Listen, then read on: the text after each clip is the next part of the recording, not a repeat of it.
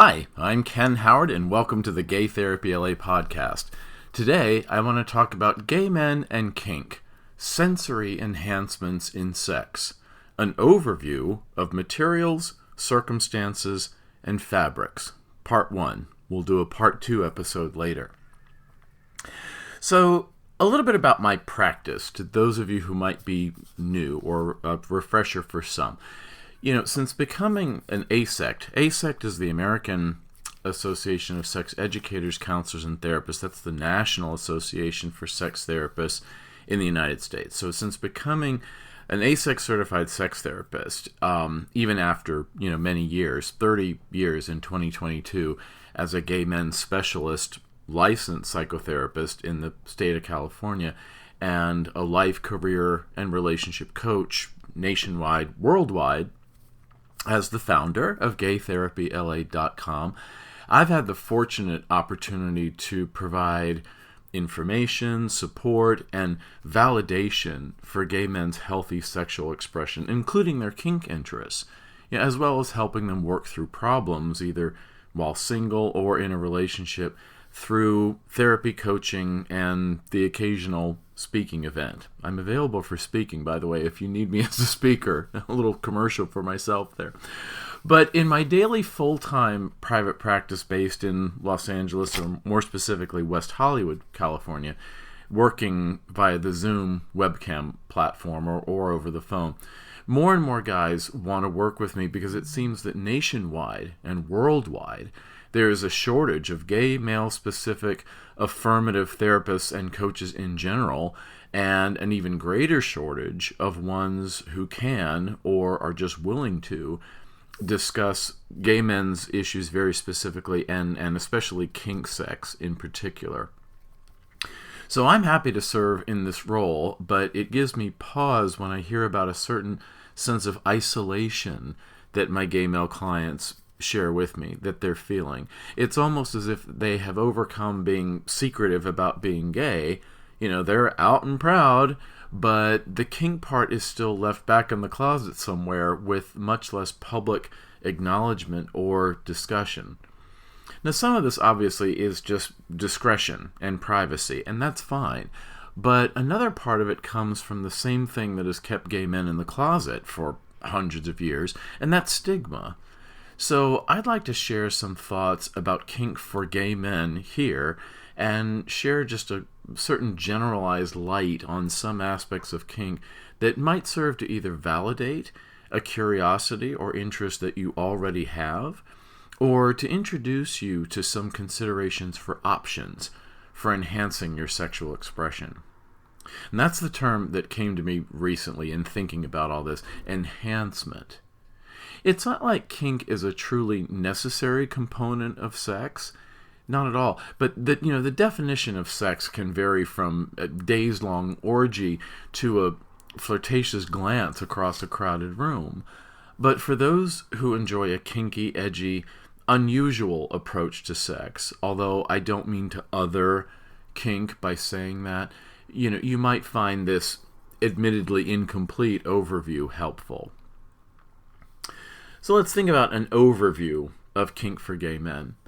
This overview could get you thinking about sex, including your own sexual expression, in a different, perhaps more fun, playful, validating, and affirming light. Sometimes kink can make your life feel more expansive and to help you realize other things in your life outside of sex, such as knowledge about yourself, your vulnerabilities, your strengths, about your partner, about your professional identity, about world cultures, and things that just make life more robust, that kind of season life.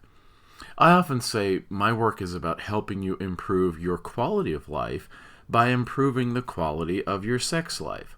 Although my therapy and coaching practice goes way beyond sex therapy, as I provide therapy and coaching for many topics and challenges, specific to gay men's mental health and well-being, such as, the usual depression, anxiety, dating skills, relationship improvement, substance challenges, and trauma recovery. The things that I've covered in other topics and other episodes of this show.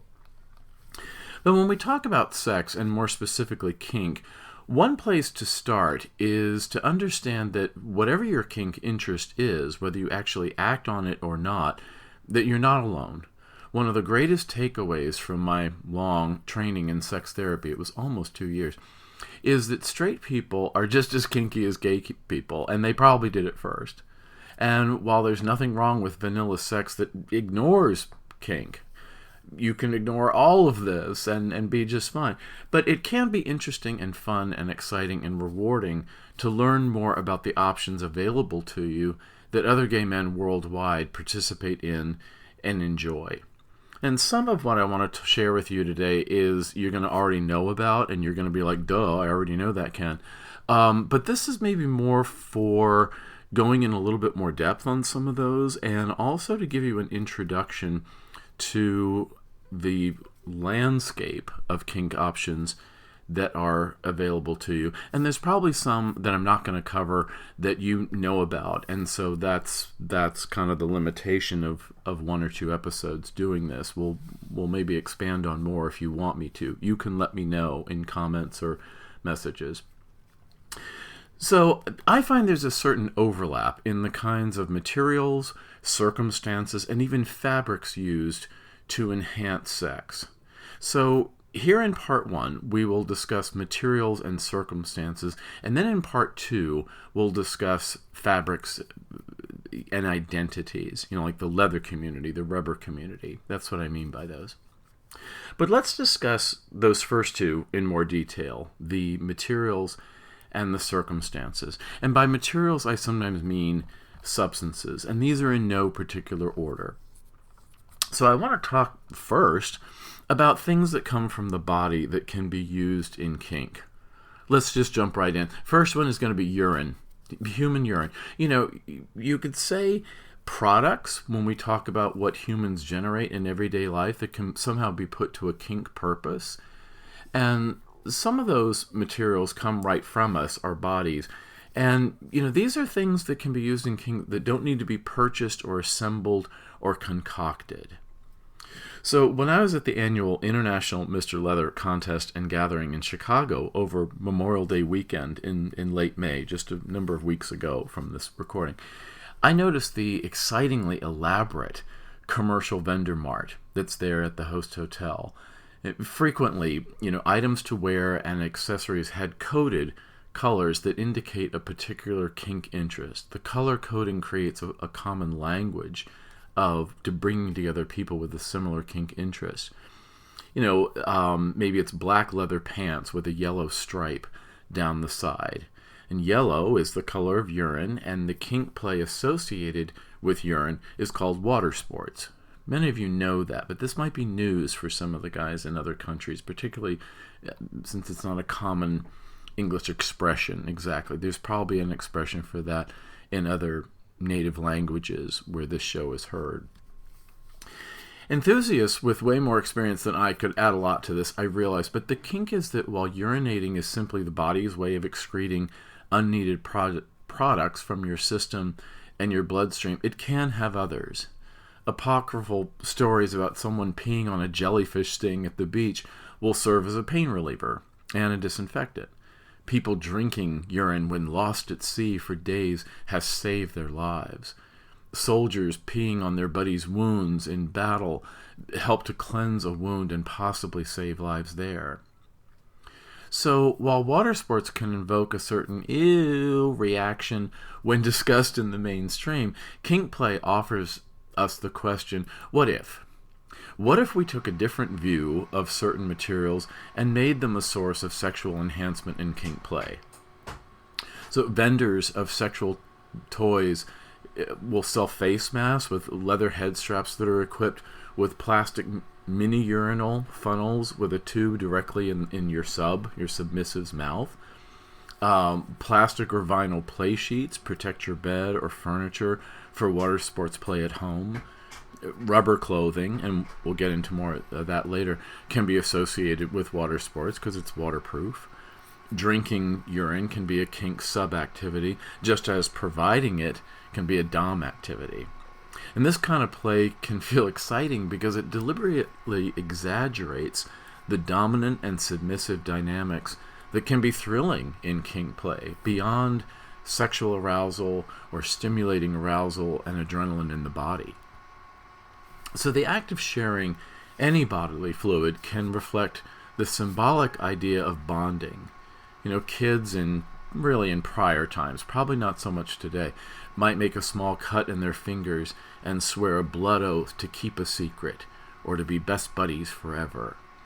The Catholic Church's Eucharist ritual, or the Protestant communion, symbolizing pledging one's faith to Jesus Christ as if you were representationally ingesting his body and blood before the crucifixion with a type of wafer cracker and wine or grape juice.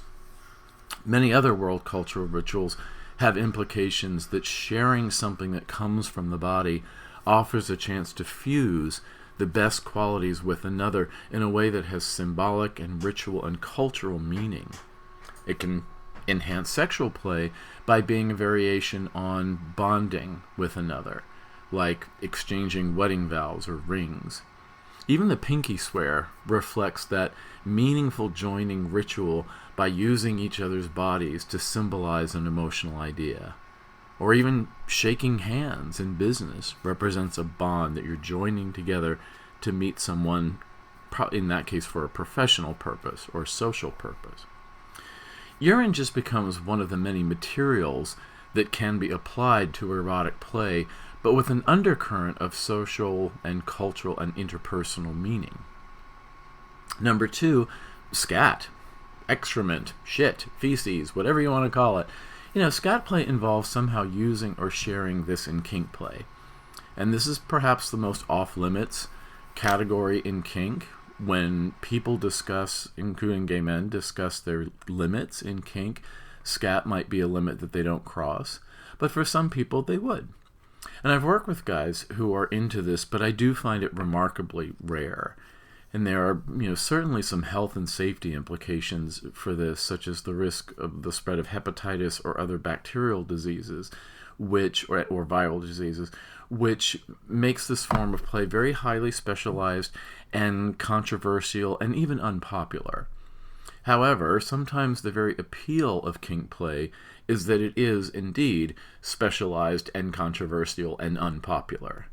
Practitioners of this have described to me a certain transcending of the ultimate barriers in life, which can make them feel like nothing is insurmountable and feels illicit or naughty, as many of these materials and circumstances can feel, that it's arousing because it's naughty. So there are other sexual ideas that can invoke this, such as terms like perv or taboo that you might see on the gay apps. But these kinds of acts can imply some not so great things. Those things can start to imply non-consensual incest, sexual abuse, sexual assault, or bestiality, which are considered the outer limits of sexual play because ethically they lack the critical component of consent. Things like incest and sexual abuse and sexual assault are all crimes pretty much worldwide, with some really weird exceptions. And it's also not ethical because it's inhumane to get involved in anything that doesn't achieve consent. We do label that as a social ill because it victimizes people. And as a therapist, I've worked with a lot of guys who are survivors of incest or sexual assault or sexual abuse. And it's a very, very serious situation. So when we talk about edgy, kinky, all that stuff, we're really saying the caveat of the consent, equal consent, is implied in this discussion. So consent is increasingly in the public awareness as one of the key elements of healthy sex. And labeling something healthy or unhealthy gets tricky because that would be culturally bound and it's values bound. And one person's values might differ from another or another culture's. So there's a previous episode called The 6 Principles of Sexual Health as Applied to Gay Men. And the 6 Principles of Sexual Health are discussed in Doug Braun Harvey and Michael Vigorito's book, and oh boy, I'm forgetting the the title of that book. Oops. Um, Treating Out of Control Sexual Behavior. There we go. But they cite some material from the World Health Organization and kind of a non-religious, kind of very broad cultural understanding of principles of sexual health. And then I, in the previous episode and the blog article also, which is on gaytherapyla.com, I made them more specific to gay men, each of those 6. So you might want to check those out. So, even in something relatively unusual like scat play, you're still implying adult-to-adult consent. And, even though scat play can be seen as kind of outré, it's still considered in an adult consensual context. I just realized for my French-speaking listeners that I butchered that word, but you know what I mean. It means something kind of out of the ordinary, I think. So folks interested in this kind of play should consider a very kink-savvy medical practitioner for kind of detailed guidance and coaching from a harm reduction perspective, because the bacterial and viral implications of ingesting feces can be very risky for certain diseases and certain vulnerabilities in health.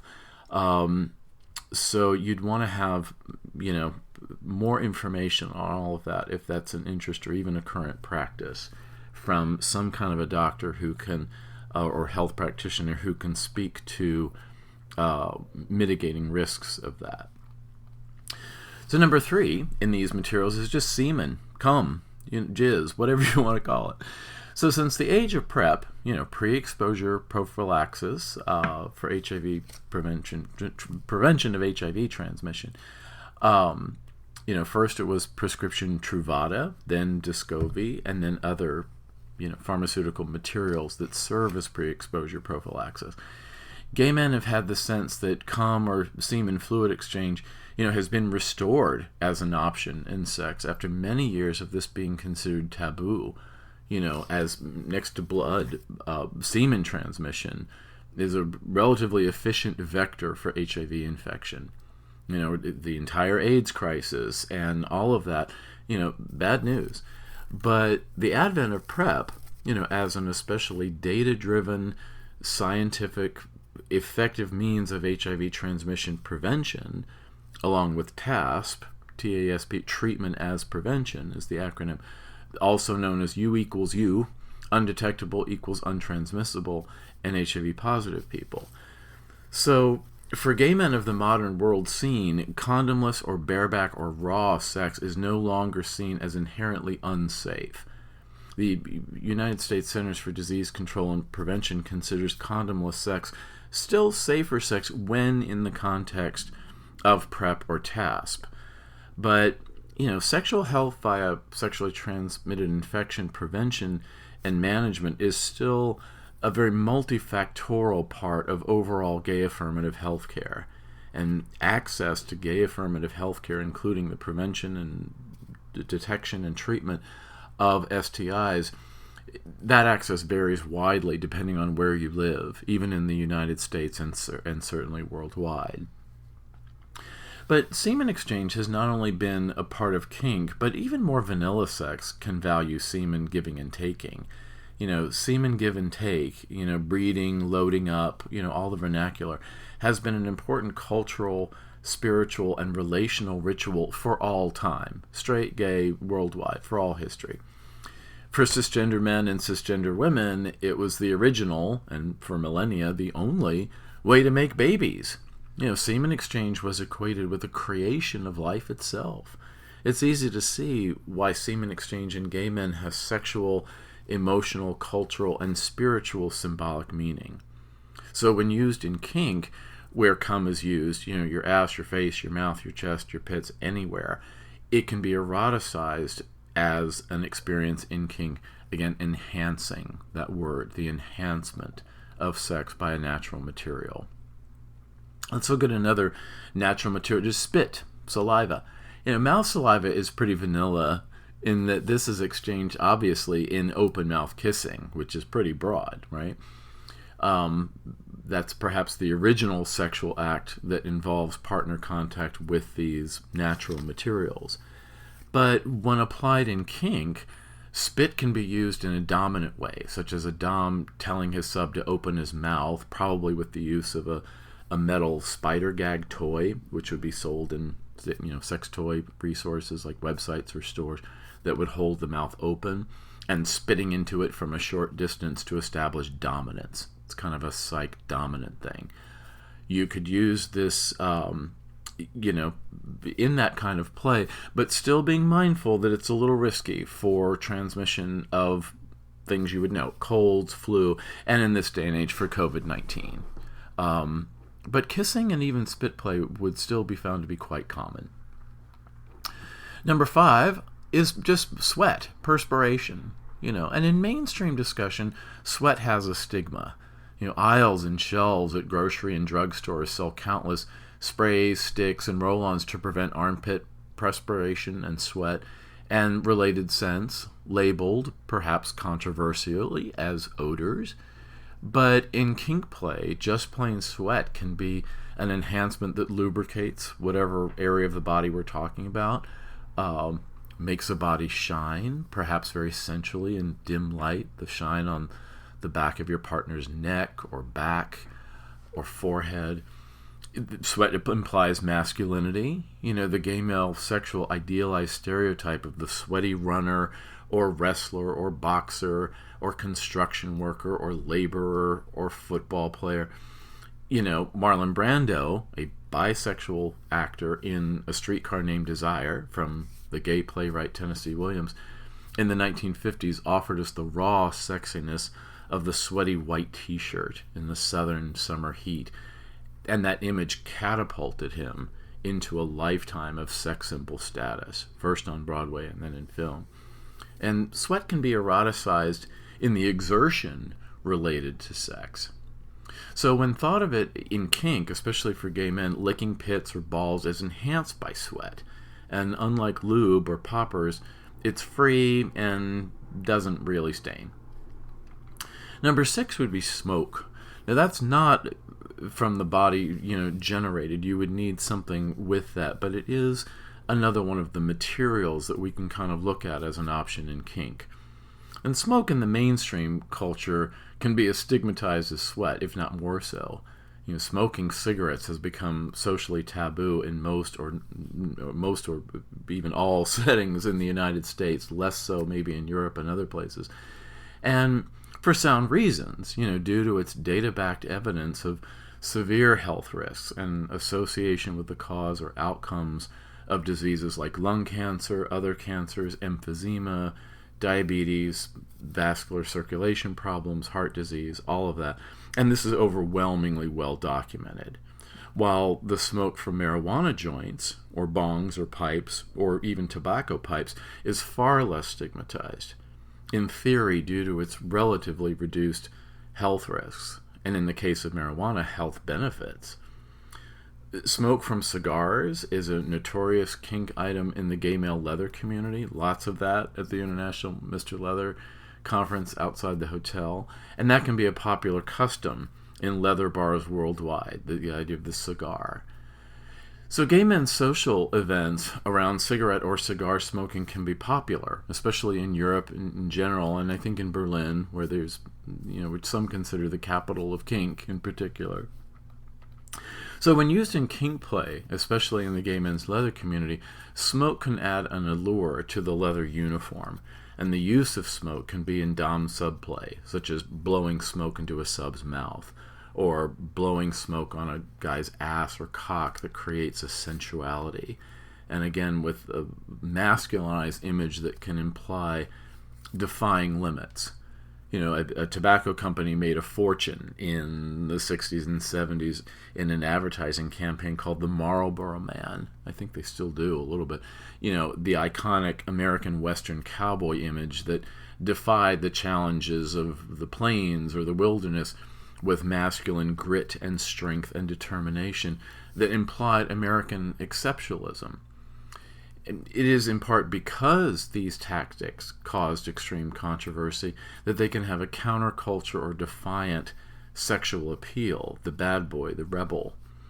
So from a harm reduction perspective, I know a number of gay men who only use smoke of any kind while wearing leather or rubber gear or in gay men's social contexts, like a leather bar or an event, but they aren't really smokers in any other context, even though some research has shown that even the most limited smoking is alarmingly detrimental to long-term health. But smoke can certainly be a fetish.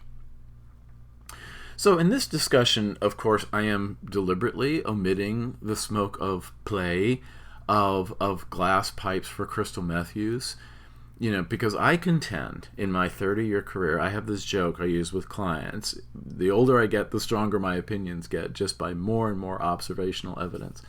But I have never known any use of crystal meth that falls into a harm reduction range or leads to anything except alarmingly efficient heartache and chaos.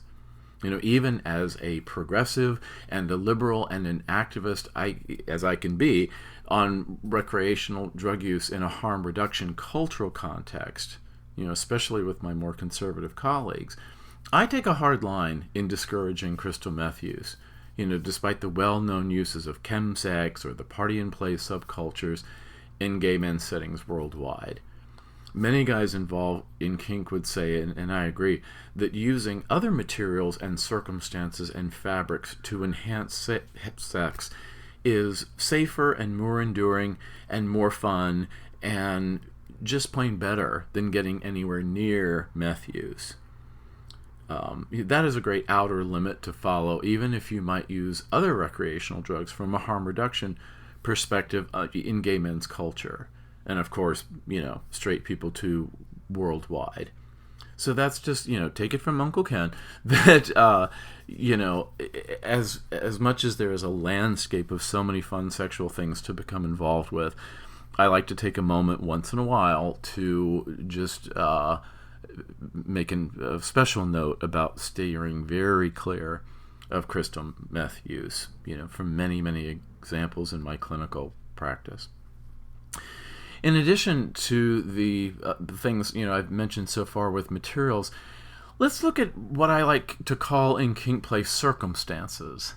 These are the activities and behaviors that are part of a sexual, erotic, and sensual interpersonal play that can enhance being together in intimate situations.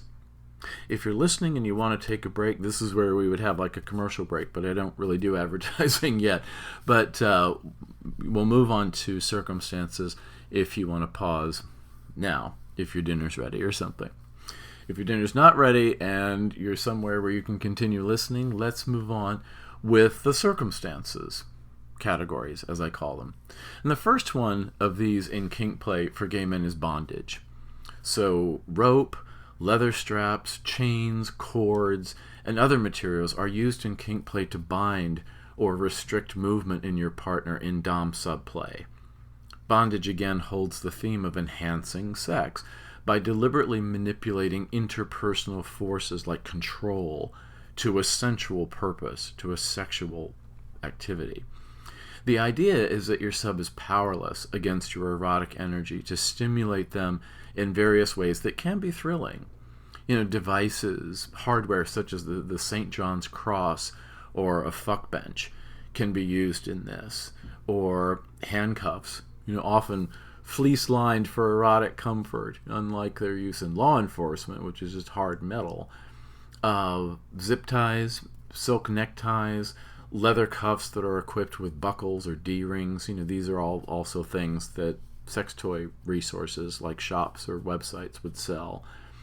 As well as things like blindfolds or gags, cloth ones, leather ones, neoprene ones. The idea of restriction of your sub is so that you as a dom can inflict stimulation, which can be fun. So some of my psychotherapist colleagues, and certainly lay people, have had criticisms of all BDSM, bondage, discipline, sadomasochism, and kink play as being reenactments of childhood trauma, and that these activities are inherently harmful for all. But this has really been debunked from people that have done more serious academic and clinical research on this. In fact, in sex therapy training curricula, it's mentioned that BDSM and kink play can have a therapeutic effect of coming to terms with restriction that is very unlike non-consensual sexual crimes a person might have experienced in the past. The key word here, again, is consensual, where the act is an expression of playfulness and eroticism, wanting to please your partner, trust, intimacy, and love, which are the very opposites of sexual crimes. And this is a key distinction that is taught in sex-positive and LGBT affirmative trainings for sex educators and counselors and therapists, and this is sadly lacking in most graduate programs that train psychotherapists.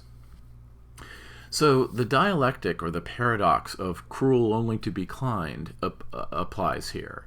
Then in our state of bondage, we become freer. As we dominate to overpower others, again, in an erotic, sensual, and certainly consensual way, we learn our skills for attention, focus, concentration, compassion, and love. Part of the fun of kink play is getting up close and personal to these dynamics, which ironically enhances not only sex, such as with casual partners even, but also intimacy in long-term relationships. So in hookups or just casual play, it can enhance a sex of brotherhood among gay men, or the broader idea that in exploring our differences, we unite in our humanity. Another fun aspect of bondage and its related materials and techniques is learning. It's not unlike learning rope tricks and knots in the Boy Scouts of America or learning sailors' knots. Much of kink play involves a certain skill building process, and there are many books and videos that help initiate the novice. And part of safe, sane, consensual play, which is a common term about kink play, safe, sane, and consensual, is knowing how to do these things erotically but also safely. So I was at a workshop in Los Angeles given by Avatar LA, avatarla.org, that urged participants that use rope play and bondage to always have a good sharp Bowie knife on hand in case of a sudden Southern California earthquake, to release your partner very quickly to get to safety. There are also quick release knots that can be learned also for this purpose for any emergency, such as a house fire or any situation that requires a fast reversal of your kink scene. So after bondage, we have the idea of electricity. Sexual toys that use electricity. A chiropractor's office might use electrical muscle stimulation therapy with those little pads and leads that lead to a machine that stimulate the muscle that can relieve pain. But when used in erotic kink play, there are devices slightly more elaborate than a chiropractor's office might have that speak to that pain for pleasure as a device. Like the violet wand is a glass wand that's blown into various shapes with a pale purple electric charge in it. And this can be used to give gentle or strong electric shocks to your partner when it makes contact with skin. However, this also requires a skill knowledge, because any kind of electricity play can render a risk to a person's cardiac system if it's used improperly. So, like many of these circumstances or tools or devices, expert professional consultation on their safe or safer use is very important. Number 3 would be constraint or confinement or mummification. So, kind of like bondage, confinement, such as even in a metal cage, for puppy play or for dom sub play, or constraint in a sleep sack, which could be nylon or leather or inflatable vinyl, can induce that helpless state in your sub. Mummification under shrink wrap, a table device that or even in materials like plastic wrap can induce this. Although again, instructions on safer use are always essential, because some of that includes a real danger. So I wouldn't use these without further study, let's say, in their safer use. Sensory deprivation can be a part of this, where a sub's body is constrained in a snug sack or possibly a cloth or leather straitjacket, which are expensive in sex toy research stores and websites, but they can be fun. Blindfolds, gagged, earplugged, all of the sensory deprivation can induce a non-sleep, non-wake, non-hypnotized, altered state, and the dom can then use sensory stimulation from outside the sack, and the sub might experience hallucinations in a pleasant state that does not involve any exogenous substances to achieve. The state of mind is achieved by just sensory deprivation, kind of like those tank devices, the water tank experiences, and you go into that state without actually having to ingest anything in order to make yourself feel that. The next one, number 4, would be using a flog or a whip or a paddle, impact devices. So sex toy vendors can make an art form out of selling these because there's so many variations of flogs and whips and paddles. The sharp, smart, consensual, pain-inducing effect of any of these can make the brain release endogenous opiates in the brain that then feel pleasurable, and there's no illegal OxyContin consumption being involved. But again, skilled use of these devices is a must, because issues like whether a dom leaves marks on their sub, and this can be for a few minutes, a week, or permanently, and that's an extremely important discussion in consent. And that phrase, I got a few minutes, a week, or permanently, I got from my colleague Guy Baldwin in Los Angeles, who has for many years been one of the leading experts on kink play. It's hard to find anybody more qualified. And the author of a number of groundbreaking and important books on these subjects. Himself a former international Mr. Leather and one of our LGBT or gay male community's heroes, I think. You might want to look for books by him. Baldwin, Baldwin, Guy Baldwin. He's a psychotherapist in California. Number 5 is weight and suspension play. So while I've only seen this a couple of times, more extreme kink, like a person being literally suspended in the air from a sturdy frame with instruments that look like giant fish hooks through the skin of the shoulders or the back, has been an activity. But even just a sub being suspended in leather or a rope sling can involve weight suspension play. And the sensation of weightlessness or even flight can be thrilling, such as when Mary Martin and later Sandy Duncan starred in Peter Pan in the Broadway musical that allowed them to fly with a harness system and rigging, or certain theme park harness suspension rides or bungee jumping. So just like a roller coaster can be fun by manipulating the body with speed and centrifugal force to induce a scary, fun thrill sensation, suspension in kink can have the same effects, but put to an erotic purpose. The next one is breath play. Again, controversial, but breath play in kink can be eroticized, such as using gas masks, a dominant partner lightly choking his sub, or even exchange of breath, such as in some kissing, or what I mentioned before, the smoke play. That can be an erotic thrill. But however, since breathing is a primary human function necessary for life, these options can be dangerous. Deaths from autoerotic asphyxiation have occurred, and it's important to really do your homework to study what options you might have in the area of breath play and be able to cite accurately what kinds of play are reasonably safe but just have an erotic edge to them versus which ones can be deceptively dangerous. Certain kinds of choke play have been associated with inducing heart attacks. But milder forms of this play might be kissing someone and holding their nose for as long as they can stand it, but still, relatively briefly, and then releasing the nose or the mouth grip in that moment for air. But these are things to definitely, talk about with a doctor or research in more depth. I think sometimes the symbolic holding of the neck for choking that's not really dangerous, but it implies that it is, almost like a role play, kind of like the way actors might pull their punches in a brawl for a scene. They're not really punching each other, but it's the idea of it that it gets suggested to the audience. So that can be fun.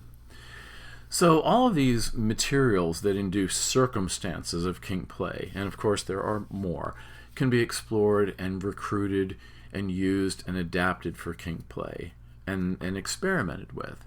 So some of this might pique your interest to experiment or cause for further investigation of some of these. So in part 2 of this discussion later, we will identify and discuss the role of fabrics or communities in kink and fetish built around things like leather or rubber or neoprene or uniforms and others, and how they can enhance sex by way of kink fetish identities that we wear and use as signals to the broader community of who we are, what we do, and why that's culturally and socially important. So if you're enjoying the show, I'd like to spread the word a little bit. Some guys email me and tell me how they've turned their friends and colleagues on to the show. If you can like or comment on where podcasts are made available, that would be nice. All of those things, just to kind of get the word out of people who might benefit from the show. And if you would like help or support for how to experiment with kink or any aspect of your sex life or life in general, please consider therapy for California residents or my coaching services. And I would be happy to help. The best way to reach me, the fastest, is usually through texting, and that in the United States is 310-339-5778. So 310-339-5778. Or you can email me, ken@gaytherapyla.com. And the website has a lot of other information and resources about my book and services and a much larger history of blog articles that predate even the podcast episodes. So I would be happy to help. And until next time for part 2, thanks for listening, and I'll see you then.